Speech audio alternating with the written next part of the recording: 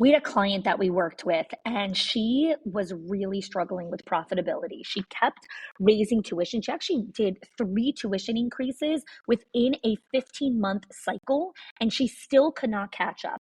So I helped her work with our 6 money leaks in schools, and she only used 3 of the 6 money leaks and cut her expenses by 50%. 50. She did not fire anyone. She did not slash any of her programs, and she did not work more hours. Again, the 6 money leaks are not hacks or spreadsheets. These are patterns. They are small decisions that feel so normal that your school does, but they quietly drain your school's profit. So if you've ever wondered why you're working so hard, but still not seeing the return, this is your first step to clarity. Click the link in the show notes and find out what it's actually costing you.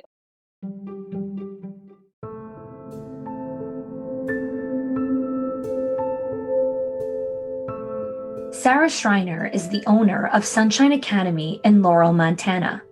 She's married to Greg, and the two of them have 2 children, Sophia-Jo, who's 9, and Wyatt, who is 6.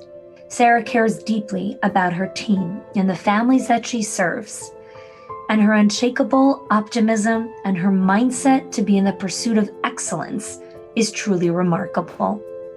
Sara has 25 teachers, 120 families, and 135 children that she's been entrusted to care and to serve. As we open our story, Sara invites us into her home on that fateful night in March when it all began. I actually was reflecting on this moment yesterday as I was kind of getting ready to gear up for our registration for this next school year. And really the evening was, I can identify it, it was March 15th. And it was a Sunday night. I was sitting there with my family. We had just finished Sunday dinner with my parents. I was washing the dishes. My kids were running around the house crazy because my parents' dog was playing keep away with one of their shoes. And all of a sudden, in the midst of like this normal Sunday, wonderful evening, my phone started pinging. It started vibrating, and all of a sudden there was all kinds of messages that the governor had shut down all of the schools. And I remember going through a range of emotions. First, I think was probably anger and frustration because I instantly knew the impact this was going to have on my students, on their parents and their families, on my staff. And there wasn't anything I could do to protect them from that. And then I think the next emotion that really came forward was just a sadness that we were in this state, and that I knew the world had just changed and we were walking into trauma. When we are called to rise up and become leaders, we have a choice. Do we get sucked into the hysteria, the drama, the chaos, and the fear? Or do we lean into our values and choose to anchor ourselves into what we know to be true for us and have that be a guiding light all the way through? I think the foundation of it was my faith, and really being anchored and grounded in that faith. I think that was the foundation. And really, before any decision was made, there was in-depth time spent in prayer. And as quickly as we wanted to hurry and respond and, be ahead of the curve, I really did grant myself some of that time just to sit in the moment and pray and reflect. And my goal for this whole experience was to minimize trauma and to minimize that impact on those that we interact with on a daily basis. So that would be the foundation. I also think that it was really important that I was already in a coaching program with you. And there were other leaders who had kind of started walking through this before I had. So as much as I was going in blind, because every situation is unique, there were these small resources or big resources or things to consider that I had never imagined I'd have to think about, that I was able to tap into that community. I think that was very important because in our job, we spend so much time pouring into others. And then the pandemic hit, and it was like quadruple the amount that we were having to pour in and the amount of decisions we were having to make, that being in some sort of program or with a group of like-minded leaders allowed others to pour into me and allowed me to keep that tank at least at a level that I could continue functioning. I don't know that it was always full through this, but it was definitely always getting replenished. I want to go back to something that you said about your goal throughout the experience was to minimize trauma. Can you expound on that a little bit about how you understood so quickly that this was going to impact people in a very traumatic way?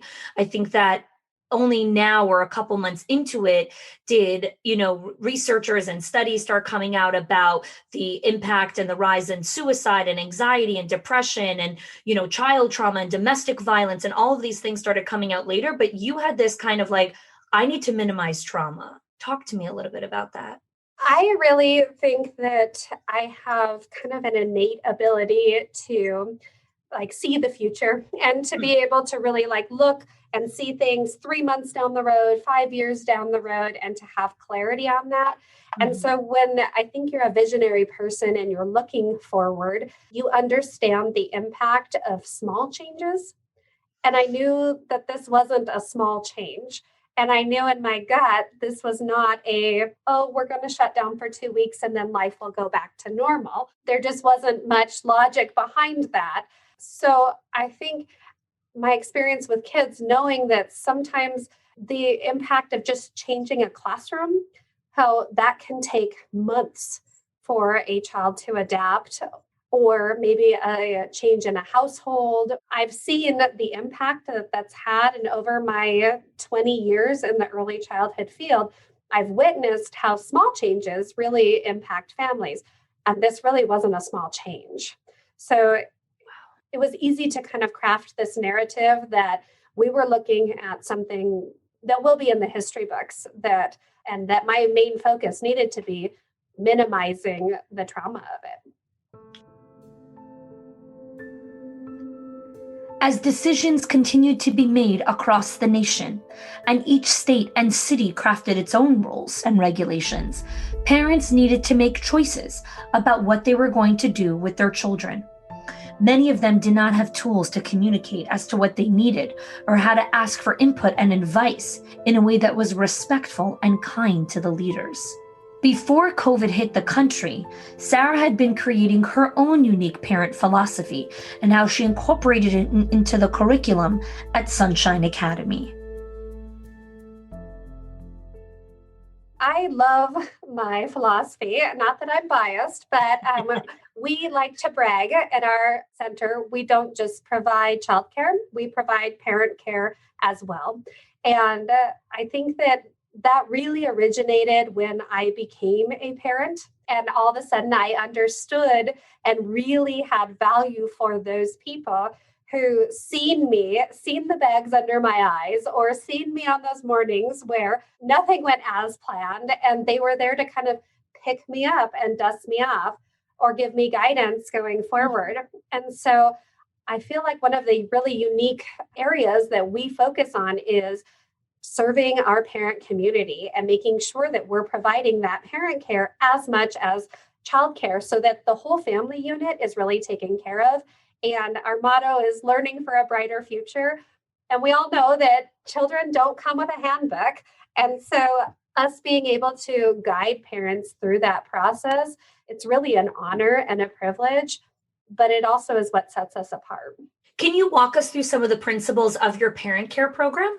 We really pride ourselves in high quality communication with our families. seeking them out in all different forms. So some of our parents prefer electronic communication. Some of our parents prefer in person, really getting to know them. We look at those basic needs of the parent and of the family and see, are there any areas that we need to support them? Are there any areas that maybe they need some additional education? But more than anything, it's just coming alongside and honoring them as a human right where they're at in their journey without shame, without judgment, and helping give them the encouragement and the tools to move forward and to be proud of themselves in that journey. So let's go into, as you started to get some, you needed to communicate with parents the decisions that you were making about their child's care, and parents were starting to come back with their own opinions about what needed to get done. Can you speak to how did you intentionally separate feedback, opinions, attacks? How did you sort through all of that? We went into all of our communication with the intention of being very transparent about our motives, about our concerns, and really about the amount of knowledge that we had at that point in time. There were many emails that would go out that would say, we know our families, or you would like answers to this, and we're right there with you. And as soon as we have them, they will be, we will share it with you. And then also sharing the fact that we were doing everything we could to minimize trauma, and that was our main focus, was to minimize the impact that this is going to have on our children's families. So for the most part, the majority of our families were remarkably encouraging and positive, and sending us information back saying, thank you so much for keeping us in the loop. We appreciate it. Or we understand your decision on this. Or they were pretty transparent with us saying, this is how it's impacted our family. How can we work together? Or how can you help us? Which I think that came from the fact that we really pride ourselves in that parent care piece. We had those good relationships from the beginning, so we could have hard and open and honest communication with each other. So that part of the job was very fulfilling and very rewarding during this process, to have that encouragement or those small messages where normally we're the ones kind of picking parents up. And instead, the table was kind of turned where they had an opportunity to really give us that encouragement and the attaboys. So that was great. We did get some not so kind responses. The majority of those weren't necessarily from our families in our program, but maybe outsiders who disagreed with our decisions to stay open or disagreed with how we were navigating that. And really, when it came down to it and separating those, I stood firm on the principles that I was being called to minimize trauma in a really hard situation, knowing that as a leader, you're never going to make everybody happy. Yeah. And I was grateful that that negativity and hate and ugliness was being directed to me, not to my staff, not to my families, because I knew I had strong enough shoulders to be able to take it and then release it and let it go. Bless and release. Now breathe with me. Breathe, bless, and release. Why is it so hard for so many of us? We hold on to things. We live in the past. What can we do differently? Why did this happen? We agonize, we ruminate for hours and days and weeks on one thing that we actually have zero control over. Learning the skill to let it go, because it's a skill, like anything else. It's not meant for just the people who were raised that way and were lucky enough to have parents like that, or people who were born and have this innate ability to do so. It's available to each of you to learn this important life skill, life leadership skill for yourself. Bless and release. Dr. Edie Eger, who is a Holocaust survivor, shares, what comes out of you doesn't make you sick. It's what you keep inside that will kill you. It's not that you have to repress it and move on. You need to release it in a healthy way with beautiful practices. We need to let go of the things that we can't control. That is a true act of resilience, because then you can rise up again. I know you may be thinking, I don't have time for these things, to write in journals or do any of this kind of work. Sara shares with us how she intentionally has practices that invite this type of thinking and what she does to keep it consistent. And yes, Sara is also very busy. Probably one of the things I've learned the most through this entire pandemic. It's a skill that I have been able to grow. And for that, I can really be thankful for this experience. But a couple of practices that I have really fine-tuned over the last 9 months or so would be, I spend a lot of time journaling. And I have a journal that I'm able to sit down and process, essentially, the events that have happened. And it's amazing just getting it on paper, being able to write it out, being able to stop then and read back and reflect and look at it. I like to go back and try to read it objectively. So not as the one that's experiencing it, but really as a third party reading a story from someone else. And so by doing that, I think thinking about my thinking, for lack of a better phrase, has really allowed me to be able to release and let go, because I can acknowledge the hurt that maybe would have happened. I can recognize that, and then I can choose to move forward and not allow that to have any more power over my time, my day, my attitude. I have been in those same shoes, and I probably use that same exact excuse. But what I've learned over the years is that really we have time for anything that's important. And so it's about making a priority for it to happen. I started journaling by just getting a really thorough planner in it. It had 3 things that you're grateful for, 3 things that you'd like to improve the next day. And it took less than 5 minutes a day. So there was really no change to my schedule that had to be made. And so I guess my advice for anybody would be, if you're really struggling letting go of hard conversations, or you're ruminating on all of those really challenging situations that you've been in, it's time to make this a priority. Part of our practice as leaders is understanding how to manage our emotions. And a lot of that comes from understanding our boundaries.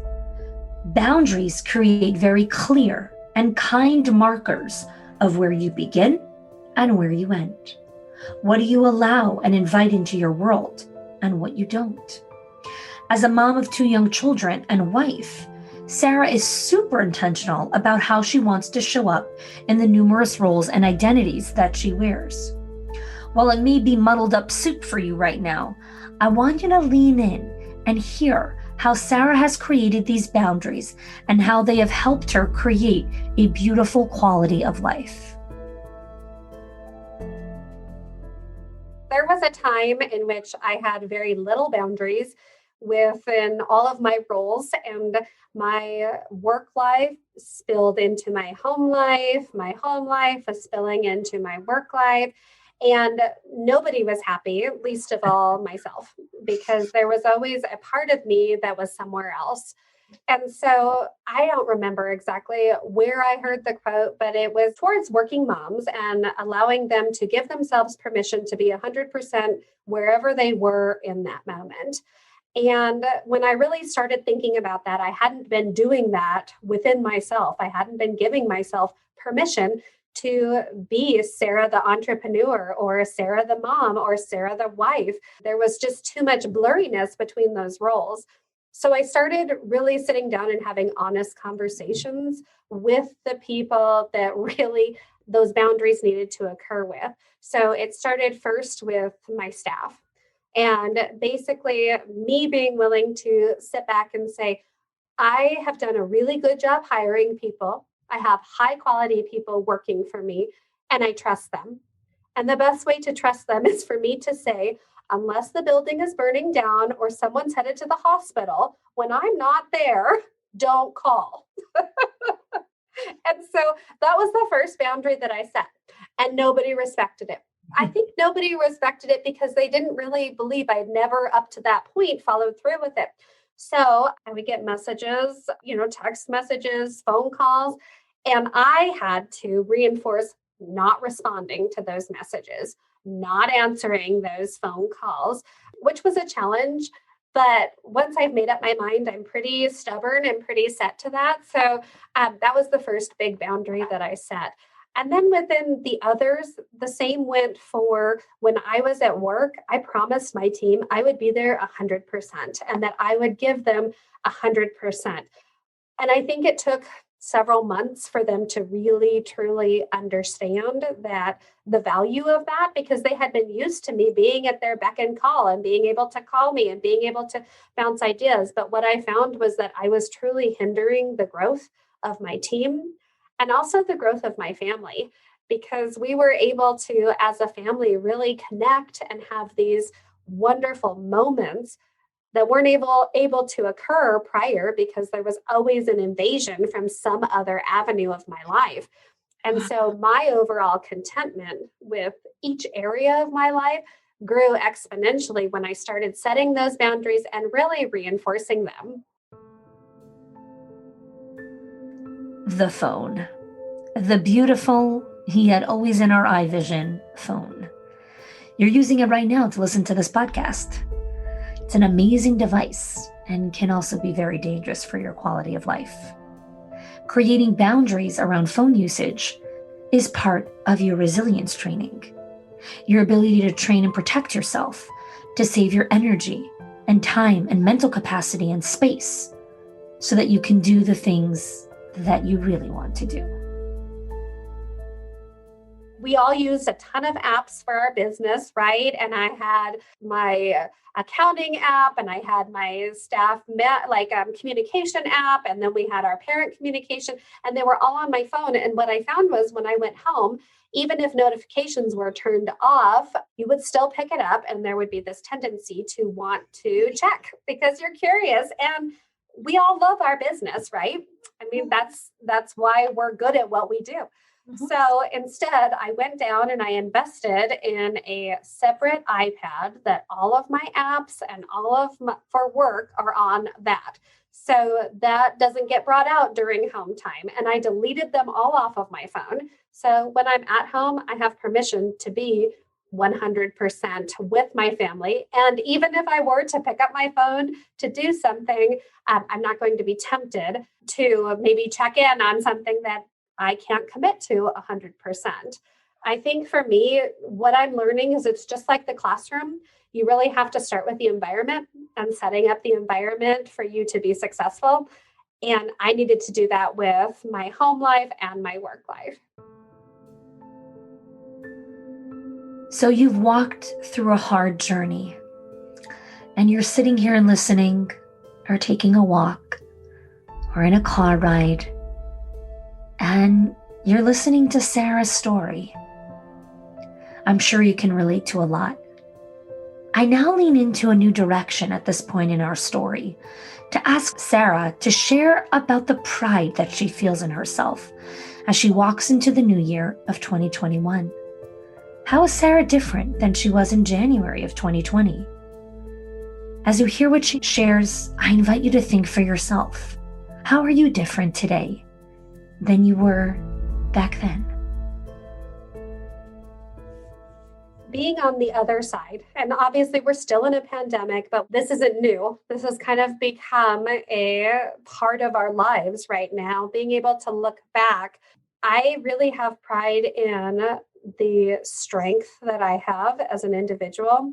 And I think I've learned that I'm not just cut from the same cloth as everyone else. And that's not bragging. That's really just recognizing that my strengths and my skills are to be able to make decisions in the moment and to be able to show up and lead a team through something challenging and not just lead them, but we were able to grow our program over the last year, which is huge. I mean, tell us about it. What was growth like? So growth was crazy, scary, terrifying, and wonderful all at the same time. We knew that our families and our community really needed stability, and there was so much up in the air with our local schools and what the options were going to be. We expanded an elementary program and were able to serve a smaller population of students in those classes, minimizing the risk for families that were in our community, which was pretty exciting to be able to do that. Yeah. If you would have told me 5 years ago, you're going to grow your business in the middle of a pandemic, I would have laughed. But it was really about recognizing the need in the community and then being able to see where we could serve those families and again, minimize that trauma. So the fact that I am a visionary person, I can look ahead, I can see that, I can plan.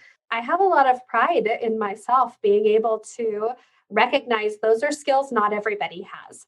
And I don't know that I really gave myself enough kudos for that before the pandemic. I thought hard times, everybody, you just do it, you just show up. And that I learned really quickly that is not the case.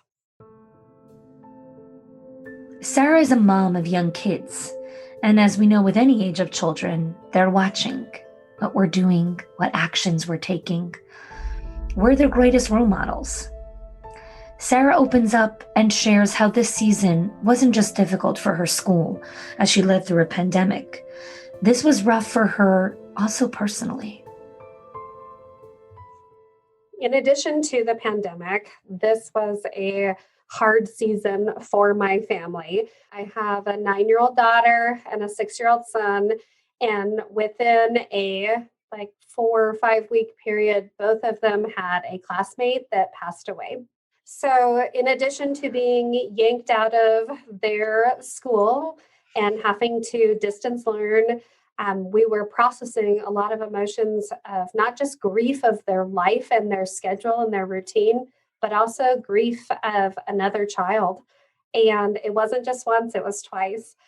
So I think the way that I really showed up during this was to be present for my children and to teach them that sometimes it's okay to let go of part of your life in order to process another. For example, I will be completely transparent. The last 3 weeks of my children's school year was a wash. We didn't do much because we were processing really big emotions.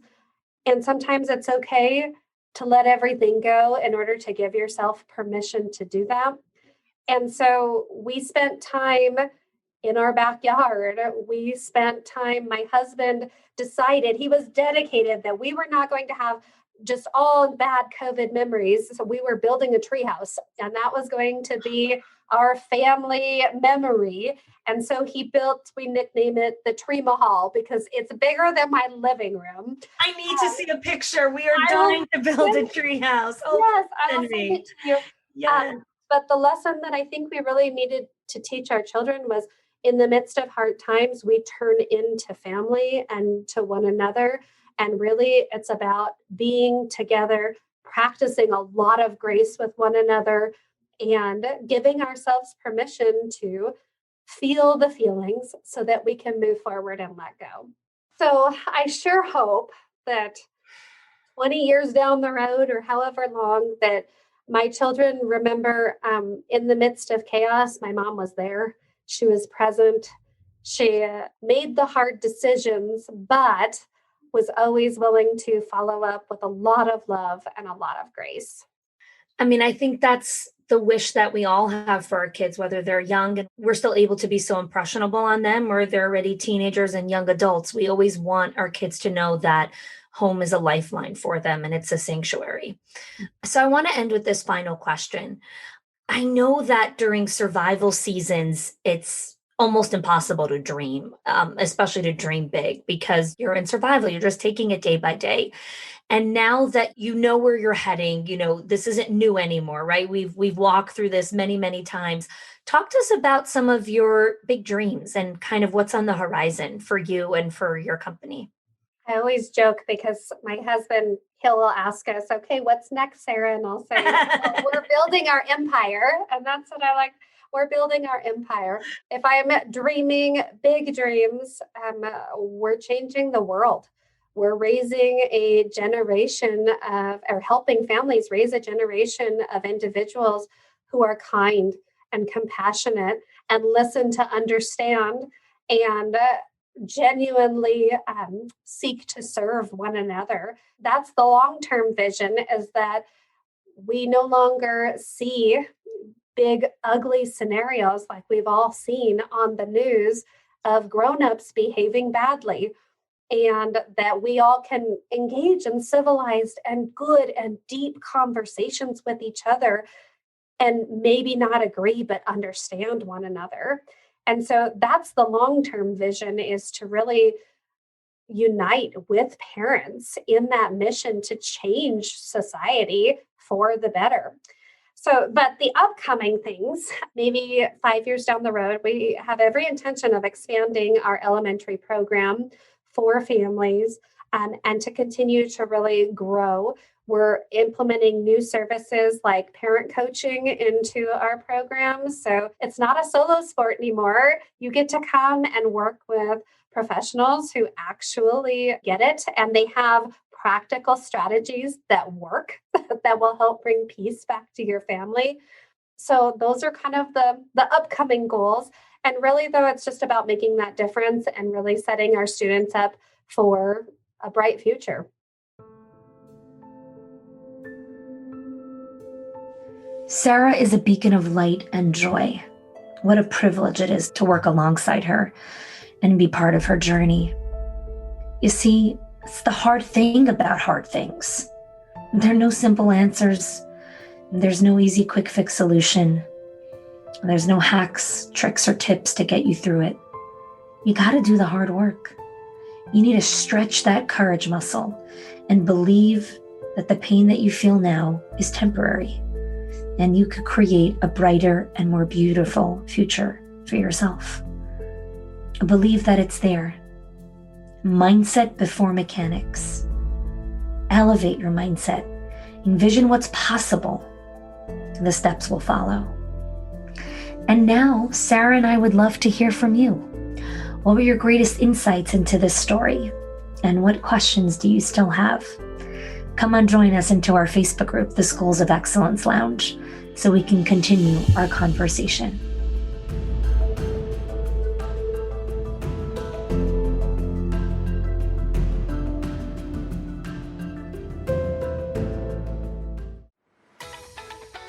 Are you a school leader who has a long list of responsibilities at home, at work, wherever it is that you are? Your to-do list just never seems like it's ending. But what you're really looking for is a better quality of life. I want to share with you that you're not alone. And designing and creating an ideal week for yourself that serves you and your family is actually attainable for you. I'm hosting a special workshop called The Ideal Week for School Leaders. In this live training with me and 30 other school leaders, you're going to gain clarity on what an ideal week means for you. I'm going to walk you through how to schedule your priorities and your life so you don't leave your goals up to chance. The reason that this workshop is only for 30 school leaders is because we'll be doing it on a private Zoom link, just with me and the 30 other leaders. I've created a custom workbook to help you be reflective, ask questions, and also gave you a calendar of a week so that you can map it out for yourself.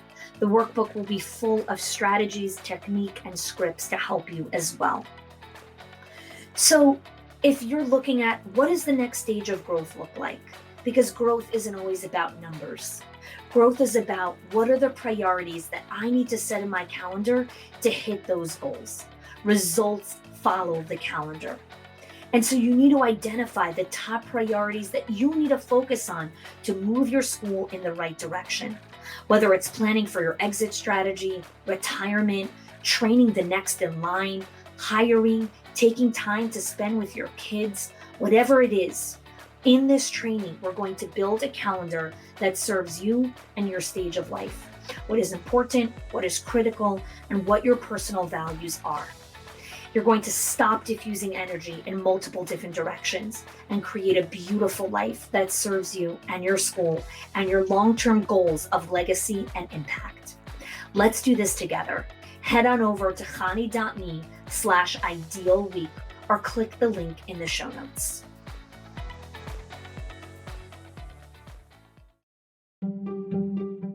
If your accountant has ever told you to cut back on professional development or slash your teacher appreciation budget or your staff development budget just so you could stay afloat, or has told you, hey, you probably can't go invest in that program, please listen. The problem is not that you're spending too much money on your people or yourself or your investment or your support system. It's that your school has invisible money leaks that are draining your profit, leaks that no spreadsheet will ever catch or accountant. So I created the 6 money leaks of schools that show you the 6 core areas that schools lose money every single month without realizing it. If you close even one of them, your profits will start to soar without sacrificing your team. Go get it now and stop blaming the things that are actually building your school.